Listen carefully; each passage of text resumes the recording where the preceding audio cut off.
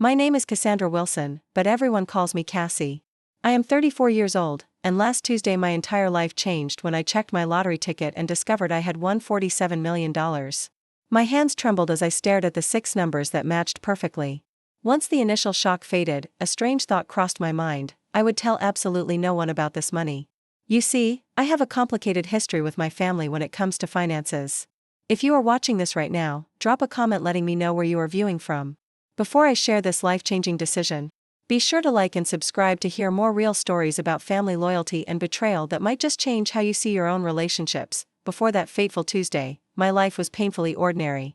I worked as an accountant at a small marketing firm in Portland, earning just enough to live somewhat comfortably, but never enough to feel secure.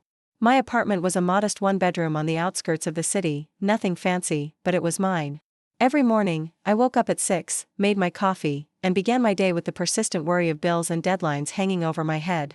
The job was demanding, with 60-hour work weeks becoming the norm rather than the exception, especially during tax season. My family situation was complicated, to say the least. My parents, Gregory and Diane Wilson, divorced when I was 14 and both remarried within 2 years. My father, Gregory, a high school physics teacher, married Stephanie, a real estate agent with expensive tastes and an even more expensive lifestyle. My mother, Diane, found love with Warren, a successful business owner who had more money than my father but kept a tight grip on every penny. I have 2 siblings. My younger sister, Lisa, is 30 and has always been the golden child. She graduated from an Ivy League university, married a surgeon named Paul, and now lives in a beautiful house in the suburbs with their 2 perfect children. Then there is my older brother, Jason, 36, who, despite his charm and intelligence, has never quite figured out his life. He drifts from job to job and relationship to relationship, making the act of borrowing money from family members something of an art form. The pattern was always the same: a desperate call, an emotional plea, a promise to pay it back, followed by radio silence until the next crisis. Extended family was no less complicated. My Aunt Martha, my mother's younger sister, was perhaps the only genuine person in our family circle. Despite living paycheck to paycheck as an elementary school teacher, she always found ways to show up when it mattered. She drove an ancient Honda that made alarming noises, lived in a small apartment filled with books and plants, and never once complained about her circumstances. In stark contrast was my Aunt Heather, my father's older sister, who had married wealthy and never let anyone forget it. She spent holidays critiquing everyone's life choices and making backhanded comments about my career, my apartment, and my perpetually single status. My cousin Ryan, her son, inherited her sense of entitlement but none of her financial success, and carried a gambling problem the family preferred to ignore. My history with financial assistance in the family had left me jaded. When Jason needed $5,000 for rehab 3 years ago, I emptied my modest savings account to help him, only to discover months later that he had never gone to treatment. When Lisa needed help with her wedding costs, I put $2,000 on my credit card with the promise she would pay me back after the honeymoon. 5 years later, I was still waiting. When my father needed a loan to repair his roof after a storm, I sent what I could, only to see photos of him and Stephanie vacationing in Cancun the following month. The only person who knew the full extent of these betrayals was my best friend, Charlotte. We had met in college, and unlike most relationships in my life, ours had remained constant. Charlotte worked as a nurse, understood struggle, and never judged my complicated feelings about family. She was the voice of reason whenever I felt myself becoming bitter, reminding me that not everyone was out to take advantage of me. At work, things were not much better. My boss, Arnold, had a habit of taking credit for my ideas during meetings with clients. My colleague Derek consistently left early, leaving me to pick up his slack, yet somehow always managed to get the recognition I deserved. Despite being underappreciated, I kept my head down and continued working diligently, hoping someday it would pay off. Buying lottery tickets was my one small indulgence, a weekly ritual my family loved to tease me about. Every Friday, I would stop at the corner store and spend $10 on tickets. My mother called it a tax on people who could not do math. My brother joked that I should just give him the money directly instead of wasting it. My father lectured me endlessly about probability and statistics, but there was something hopeful about those tickets. A tiny chance at freedom that I could never bring myself to give up. Even as years passed without winning more than $20 here and there. I had dreams, of course. I wanted to travel and see places beyond the Pacific Northwest. I wanted to go back to school, maybe earn a master's degree in something I was truly passionate about. I wanted enough savings that an unexpected car repair would not send me into a financial tailspin. But as I entered my mid-30s, these dreams seemed increasingly distant. weighed down by lingering student loans and a small but persistent credit card debt that never seemed to shrink. Despite my careful budgeting, each month was a careful balancing act of bills, groceries, and the occasional dinner out with Charlotte. I clipped coupons, compared prices, and knew exactly which store had the best deal on everything from toilet paper to coffee. I drove a 10-year-old Corolla that made concerning noises whenever it rained, but replacing it was out of reach. I had mastered the art of appearing perfectly fine while constantly calculating costs in my head, wondering if I could afford to say yes to an invitation or if I needed to invent an excuse to stay home. This was my life before everything changed. Ordinary, sometimes difficult, occasionally lonely, but stable in its own way. I had no idea how a single piece of paper was about to completely upend everything I thought I knew about myself and the people I called family. The day I bought the winning ticket was my 34th birthday. I had just finished a particularly grueling week at work, where Arnold had once again taken credit for my financial strategy that saved a major client thousands of dollars. I stopped at Gus's Corner Market, as I did every Friday, but this time with a slight variation in my routine. "Happy birthday, Cassie," Gus called out as I entered. Gus was a kind older man who had owned the store for over 30 years. He knew all his regular customers by name and always had a friendly word to share. "Thanks, Gus." "The usual, please, and maybe one extra for good luck," I replied, handing him $20 instead of my typical $10. "Birthday splurge, huh? Maybe today is your lucky day," he said with a wink as he handed me my tickets. Instead of my usual quick pick, I decided on a whim to choose my own numbers. I selected my birth month and day, 3 and 16, my mother's birthday, 12, my father's birthday, 21, Martha's birthday, 9, and Charlotte's birthday, 30, 6 numbers that represented the most important people in my life, even those who had disappointed me. That evening, I ordered takeout from my favorite Thai restaurant, opened a bottle of wine Charlotte had given me as a birthday gift, and settled in for a quiet night alone. The lottery drawing was at 8 p.m., but I barely paid attention as I scrolled through social media, seeing posts from acquaintances celebrating birthdays far more exciting than mine. At 8:30, I remembered the tickets and lazily picked up my phone to check the numbers, expecting nothing as usual. The first number matched, 3.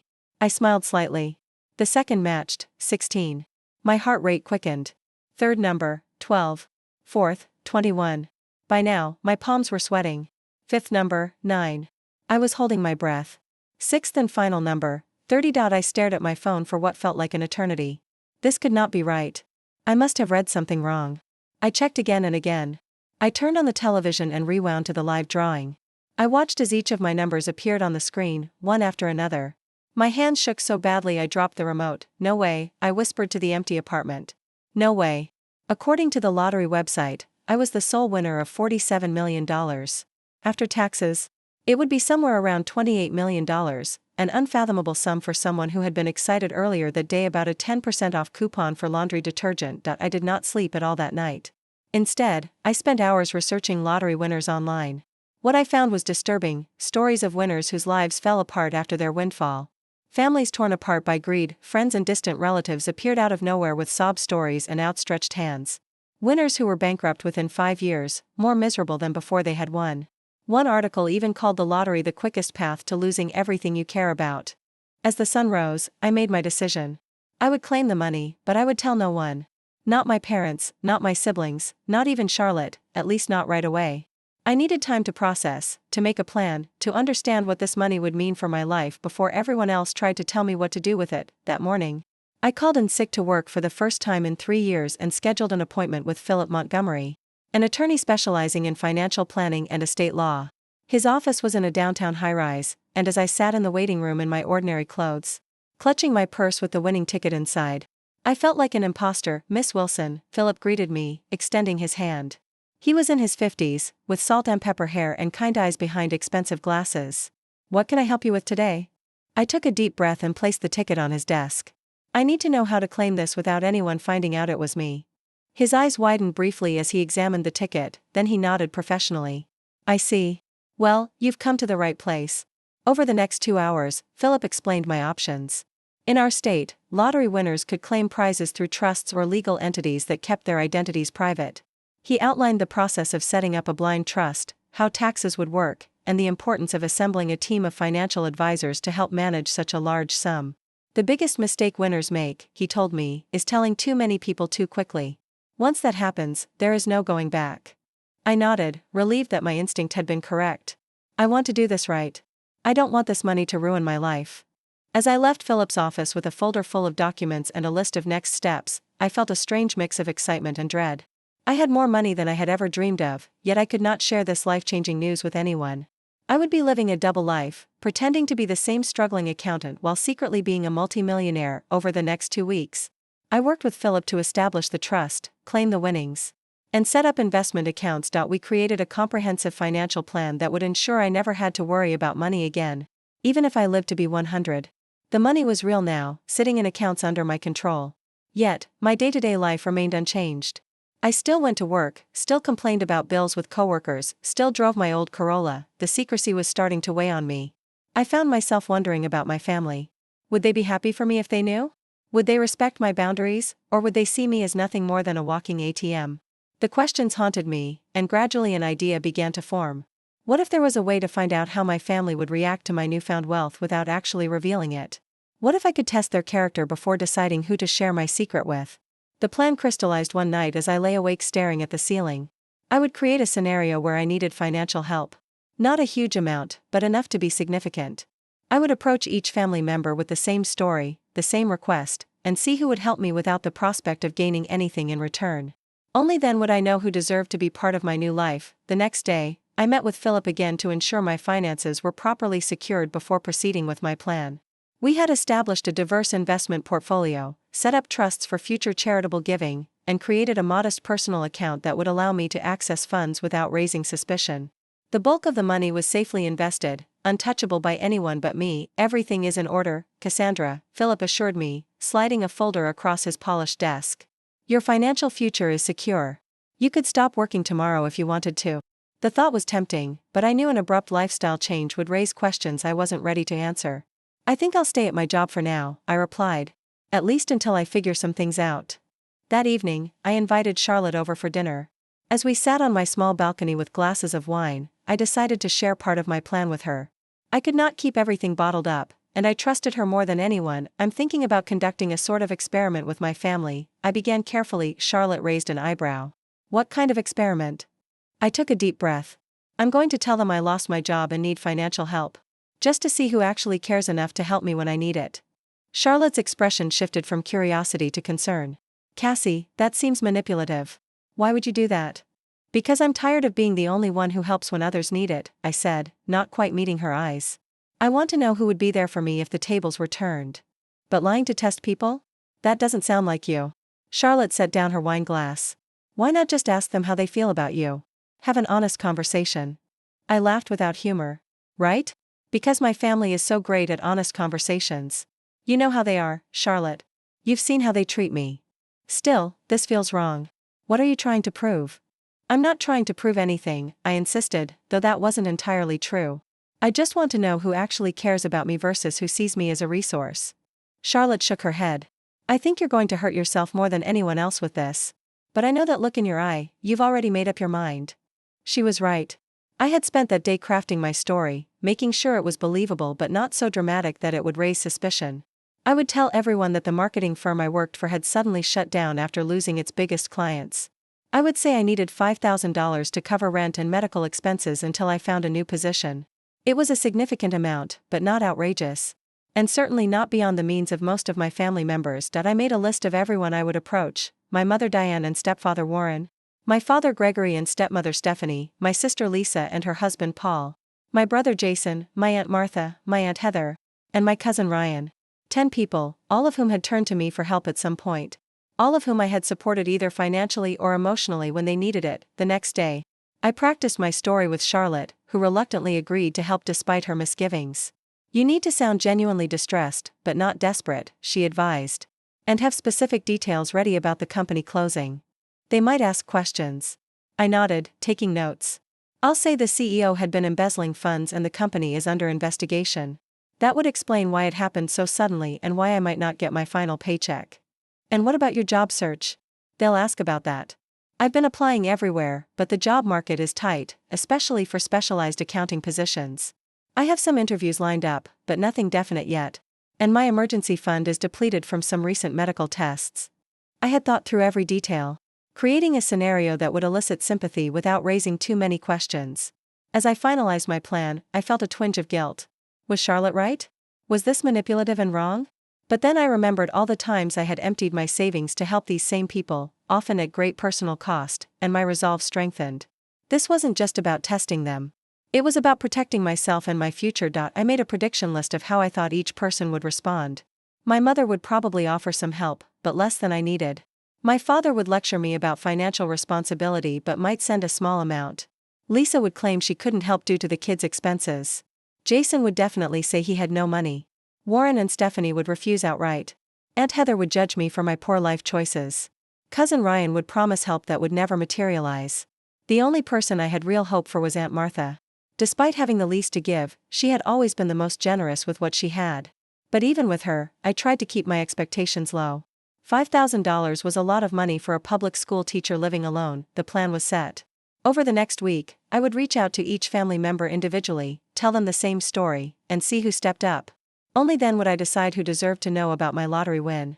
Only then would I know who truly cared about me beyond what I could do for them. With a mix of anticipation and dread, I picked up my phone and made the first call. It was time to find out who my real family was. I decided to call my mother first. Diane had always prided herself on being a nurturing parent, frequently reminding us how she had sacrificed her own dreams to raise her children. If anyone would help, I thought it would be her. My hands trembled slightly as I dialed her number. She answered on the third ring, sounding distracted. "Hi, Mom," I said intentionally, making my voice sound strained. "Cassie, is everything okay? You sound upset." I launched into my prepared story, telling her about the company suddenly closing, the lost wages, and my precarious financial situation. As I spoke, I could hear her breathing change, growing more concerned with each detail. "Oh, honey, that is terrible," she said when I finished. "Have you applied for unemployment? What about your emergency fund?" I explained that unemployment would take weeks to process and that my emergency fund had been depleted by recent medical tests for some concerning symptoms. I didn't specify what the symptoms were, allowing her imagination to fill in the blanks. "I hate to ask this, Mom, but I need help. About $5,000 to cover rent and medical bills until I can find something new. I promise I'll pay you back as soon as I can." There was a long pause on the other end of the line. "Oh, Cassie, Warren and I just put a down payment on the lake house. We're pretty cash poor right now." Her voice took on a slightly defensive tone. "Have you asked your father? Or Lisa? Paul makes good money at the hospital." I was hoping to avoid asking Dad, I said truthfully. "And Lisa has the kids and their private school tuition." "Well, let me talk to Warren and see what we can do," she said finally. "But I can't promise anything. You know how tight he is with money, especially when it comes to, well, I did know. Warren had never considered me his responsibility, making it clear from the beginning that his money was for my mother and any children they might have had together. "They never did." "Sure, Mom. Just let me know as soon as you can. The rent is due next week." "I will, honey, and I'm so sorry about your job. These things always work out for the best, though. Maybe this is a sign you should look at changing careers to something more stable." After hanging up, I noted her response in a journal I had started for this purpose. She had expressed concern, but immediately looked for ways to pass the responsibility to someone else. She hadn't outright refused, but I suspected her conversation with Warren would conveniently result in them being unable to help. The next day, I met my father, Gregory, for coffee. I chose a public place, thinking he might be less likely to react negatively in such a setting. "You look tired," was his greeting as I sat down across from him. I gave him a weak smile and launched into my story. His face remained impassive as I spoke, occasionally nodding or frowning at certain details. When I finished by asking for help with the $5,000, he leaned back in his chair and crossed his arms. "Cassandra, I have always taught you about financial responsibility." He began slipping into his teacher voice. "This is exactly why I told you to keep 6 months of expenses saved at all times. What happened to that plan?" "Life happened, Dad," I replied, trying to keep the frustration out of my voice. "Medical bills, car repairs. Not everyone can afford to set aside that much money." He sighed heavily. "And now you expect others to bail you out. What about your spending habits? Do you really need that apartment in that neighborhood? What about your cable subscription and those streaming services?" For the next 20 minutes, he lectured me about financial planning, the job market, and the importance of living below one's means. Not once did he offer any actual help. "I would love to help you, Cassie, but Stephanie and I are focusing on our retirement right now. We cannot afford to dip into those funds. It would be financially irresponsible."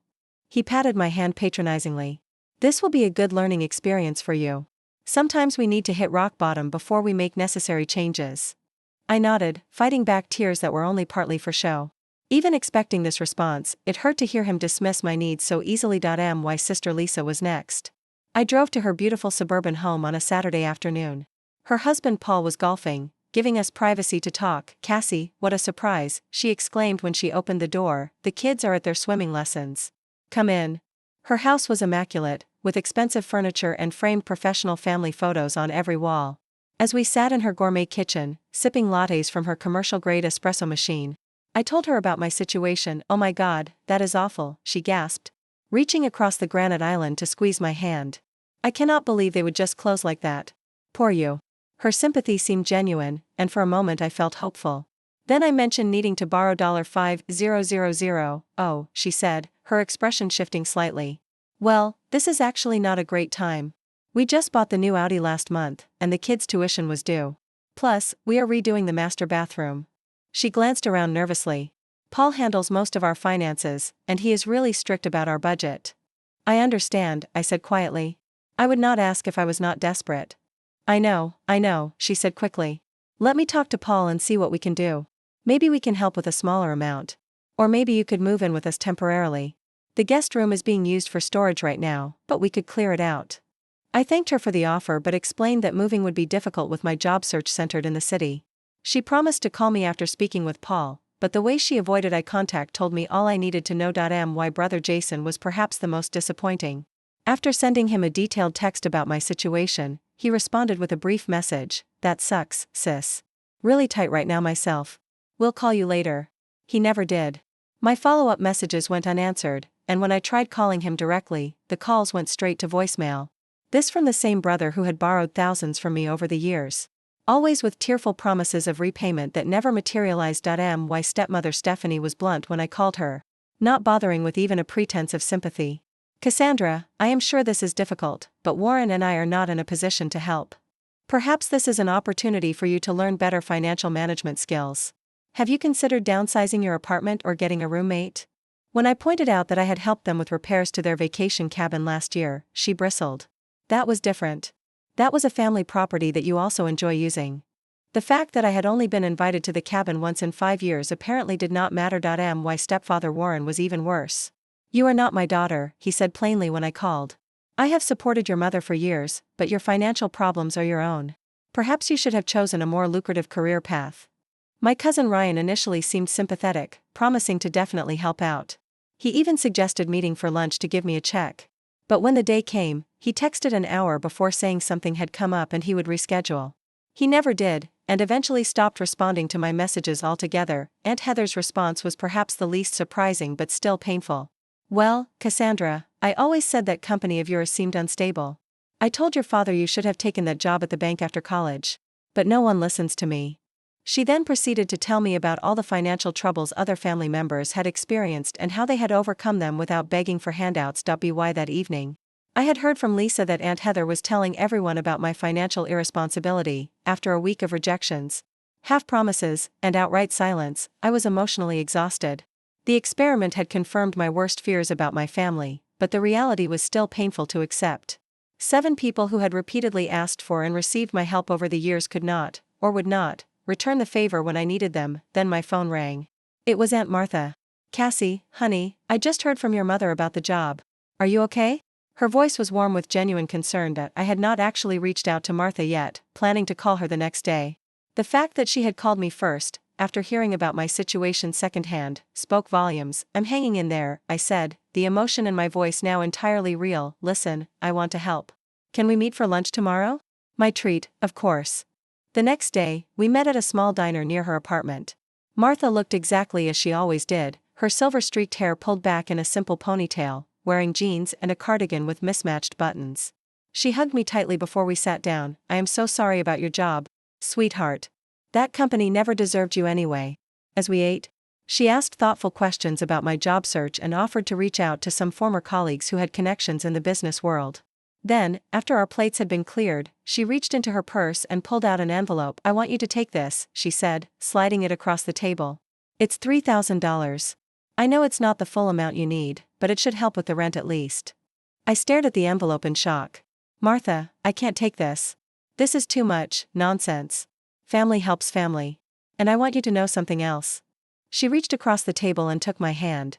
If you need a place to stay to save on rent, my sofa pulls out into a bed. It's not fancy, but you're welcome to stay as long as you need to. Tears filled my eyes, and this time they were completely genuine. Thank you, I whispered, overwhelmed by her generosity. Now, don't you worry about paying this back right away, she continued. Get back on your feet first. Find a job you actually like this time.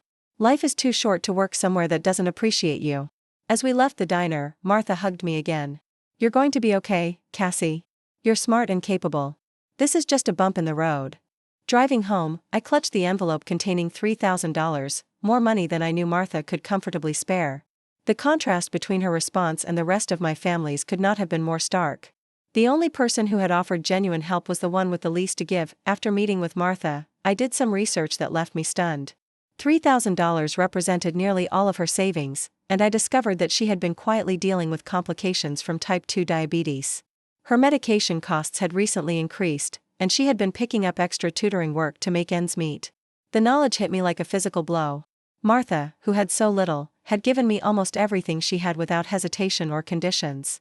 Meanwhile, my mother, who had recently spent $8,000 on a bathroom renovation, could not spare $5,000 to help her daughter with rent and medical bills. The next day, I invited Martha to my apartment for dinner. As she settled onto my worn couch, I noticed for the first time how tired she looked. The fine lines around her eyes deeper than I remembered. Martha, I need to tell you something, I began, setting a cup of tea in front of her. I haven't been completely honest with you. Her expression remained open, curious rather than concerned. What is it, honey? I didn't lose my job. The company is fine. I still have my position. The words tumbled out quickly. I made up the story to see who in the family would help me if I needed it. Martha was quiet for a moment, then nodded slowly. I see. Are you angry with me? I asked suddenly, afraid of losing the one genuine relationship I had discovered through this experiment. She considered the question. No, not angry. Sad, maybe, sad that you felt you needed to test people this way. She took a sip of her tea. But I understand why you did it. Our family has not always been kind to you. You were the only one who offered to help, I told her. Everyone else had excuses or just ignored me entirely. Matasite. People show you who they are when giving becomes inconvenient. I learned that lesson the hard way myself. What do you mean? She set down her cup and folded her hands in her lap. My ex-husband, Robert. Did I ever tell you why we really divorced? I shook my head. The family story had always been vague, something about growing apart. I came into a small inheritance when my grandmother died. About $50,000. Not a fortune, but significant for us at the time. Robert immediately had all these plans for the money, mainly investing in his friend's business ventures. She smiled ruefully. I wanted to save it for our future, maybe buy a small house eventually. We fought about it for months. What happened? One day, I discovered he had forged my signature and withdrawn most of the money. By the time I found out, it was gone, invested in a restaurant that failed within a year. She shook her head at the memory. When I confronted him, do you know what he said? That it was our money, not just mine, and he had as much right to it as I did. As if my name on the inheritance meant nothing. I was shocked. I had no idea. The family always said it was just growing apart. They preferred that story. Less messy. She reached for my hand. The point is, I learned that some people see you as a resource rather than a person. And it is a painful lesson. I'm so sorry that happened to you, I said. Squeezing her hand, it was a long time ago. But it taught me something important about money and relationships. She looked at me intently. Money doesn't just reveal who others truly are, Cassie. It reveals who we are too, how we use it, how we share it, how we talk about it. It's a powerful mirror. Her words resonated deeply. In that moment, I made a decision. Martha, there's something else I need to tell you. Something big. I took a deep breath. I won the lottery 3 weeks ago. $47 million. Her eyes widened, but she remained silent, waiting for me to continue. I haven't told anyone else. Not my parents, not Lisa or Jason, not even Charlotte. You are the first to know. Oh, Cassie, she breathed. That is life-changing. I know. And that's why I did this test. I needed to know who would be there for me without knowing about the money. Martha nodded slowly. I understand that. But what will you do now? That is what I'm trying to figure out. The money is secure, and I have good financial advisors. But I don't know how to handle the family. Martha considered this. You know you don't owe anyone anything, Cassie. Not even me. But I want to help you, I insisted. Your medical expenses, a better apartment, whatever you need. She smiled gently. I don't need anything from you, sweetheart. I'm happy with my life. My apartment is small, but it's full of things I love. My car runs most of the time. I have my students and my books, and now this wonderful secret with my favorite niece. She patted my hand. Just knowing you are secure and happy would be enough for me. Her selflessness brought tears to my eyes. Here was someone who had given me almost everything she had when she thought I needed it, and now was asking for nothing in return when she knew I had millions. As we continued talking into the night, the contrast between Martha and the rest of my family became even more stark. While I had been conducting my experiment, word had spread through the family about my supposed financial troubles. Instead of prompting concern, it had mainly generated gossip and judgment. My phone buzzed with a text from my mother. Heard you asked Lisa for money too. You should have told me you were asking everyone. Feels like you were playing us against each other. Another came from my father. Stephanie tells me you have been calling everyone for handouts. This is exactly the kind of irresponsible behavior I warned you about. The family had turned my request for help into evidence of my character flaws rather than an opportunity to show compassion. In doing so, they had revealed everything I needed to know about the true nature of our relationships. The morning after my conversation with Martha, I met with Philip to discuss my long-term financial plans. Now that I had clarity about my family relationships, I could make decisions about my future with open eyes. I want to set up a trust for my Aunt Martha, I told him. Something that will cover her medical expenses and provide her with a comfortable retirement, but in a way that feels like a gift rather than charity. She is very proud. Philip nodded, making notes. We can structure it as a family trust that provides a monthly stipend. She wouldn't have to manage a large sum all at once, which can be overwhelming for someone not used to wealth. Perfect. And I want to buy her a small house near wherever I decide to live. Nothing extravagant, just comfortable and accessible for someone with health issues. We spent the next hour discussing investment strategies, charitable foundations, and my own living situation. I had decided to give notice at my accounting job and focus on establishing a non-profit organization aimed at helping elderly people living alone. Inspired by Martha's situation and the many others like her, what about the rest of your family? Philip asked cautiously.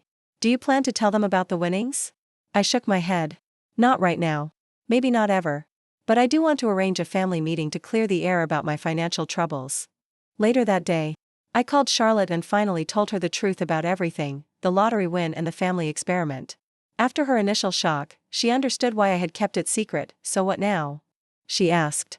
Are you going to become one of those eccentric millionaires who still clips coupons and drives a beat-up car? I laughed.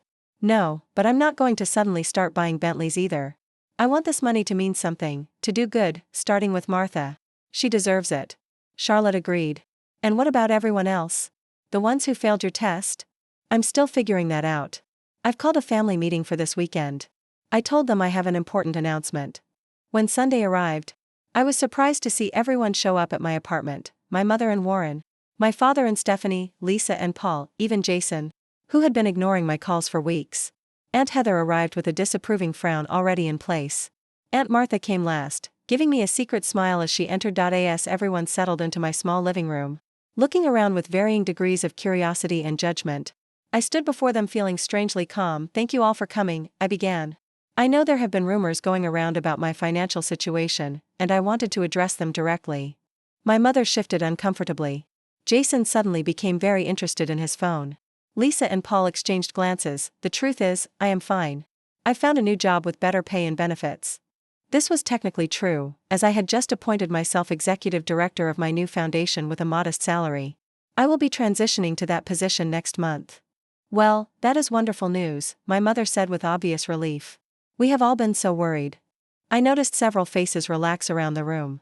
They had come expecting either to be asked for money again or perhaps to stage some sort of intervention about my financial habits.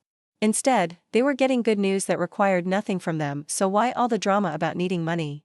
My father asked, his tone accusatory. Why ask everyone for help if you had a job lined up? I met his gaze steadily.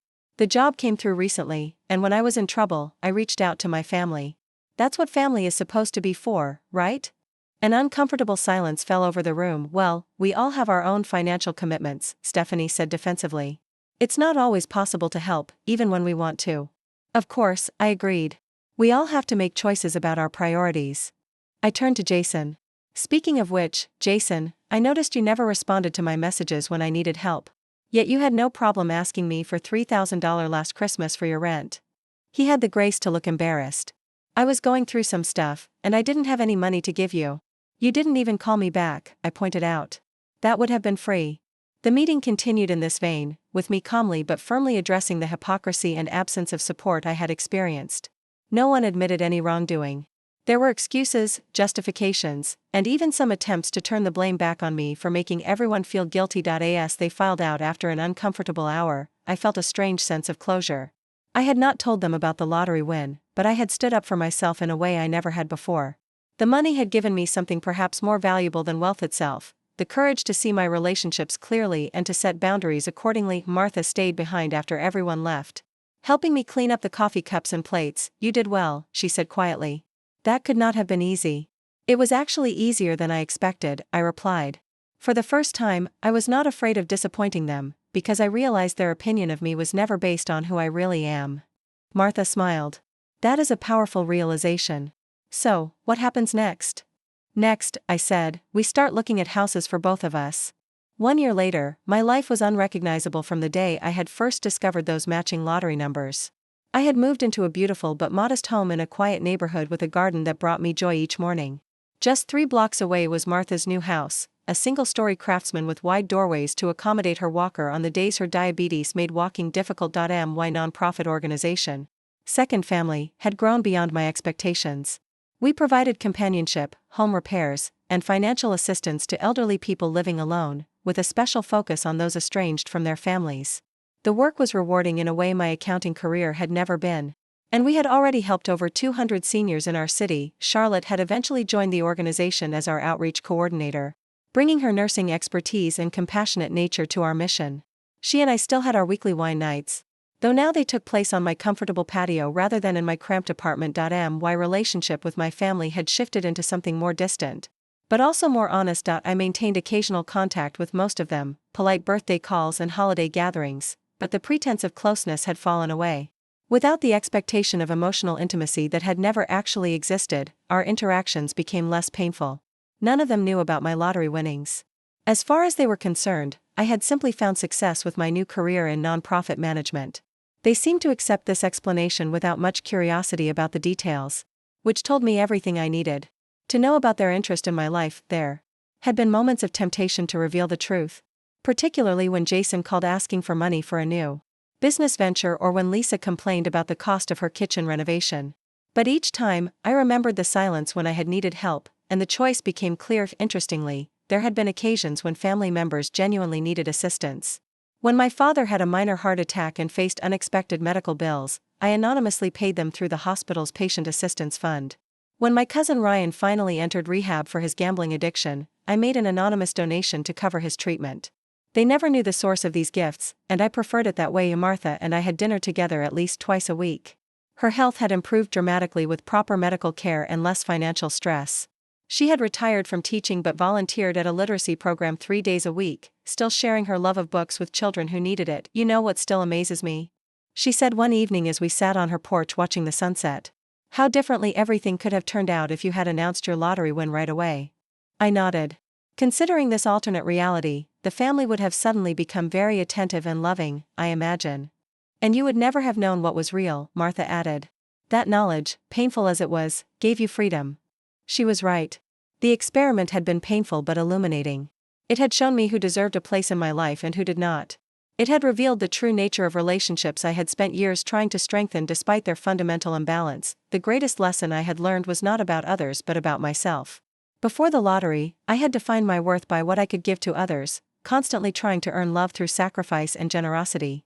I had allowed myself to be used because I believed that was what family meant, what love required. Now I understood that real love, the kind Martha had shown me, did not keep a balance sheet. It gave freely without expectation of return, but it also respected boundaries and dignity.